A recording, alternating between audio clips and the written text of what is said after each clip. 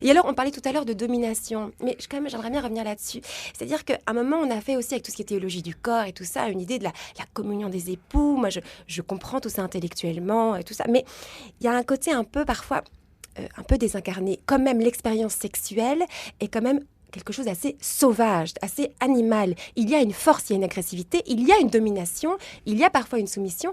Et tout ça n'est pas comme une espèce d'amour un peu platonique où ça ne marche pas si on est comme ça. Ça ne marche pas du tout. Combien de femmes n'ont aucun plaisir parce que leur homme n'est pas viril, ça veut dire n'est pas dans une assurance, qui n'ose pas aussi avoir un peu d'agressivité, mais dans le très bon sens du terme, d'avoir une force et la violence qui l'habite aussi. Donc, de pas être dans un amour désincarné, je pense que ça, c'est très, très important.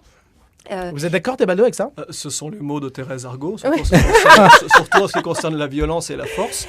Mais dans le bon sens du terme, il y a une belle force, violence. pas la violence, la force. Mais je dis violence dans le bon sens du terme, c'est-à-dire le caractère un peu sauvage, pas trop discipliné. Le gentil mari, il y a rien de pire au monde. Je pose la question, est-ce que ce n'est pas ce que recherchent les hommes dans la pornographie? C'est le côté sauvage, disparu d'une certaine façon de sociétés qui sont dévirilisées. Dévirilisées, oui, moi je pense en tout cas. À tous les niveaux, la société est dévirilisée. On reste dans un contexte français ou européen, sur ce caractère sauvage dont parle, c'est-à-dire l'aspect finalement, c'est dommage, on ne peut pas continuer, mais ce sera une dernière remarque de Thérèse Argot, puis on reprendra une autre fois. Parce que j'appuie d'autant plus ce que vous êtes en train d'insinuer comme idée, parce qu'on voit que la pornographie qui est consommée aujourd'hui est une pornographie extrêmement violente et agressive à l'encontre des femmes, que celle que les femmes consomment est aussi une pornographie agressive à leur encontre, et donc se rejoue au travers des fantasmes, au travers de l'imaginaire, quelque chose qui ne peut pas se vivre dans notre société au nom de l'égalité et voilà.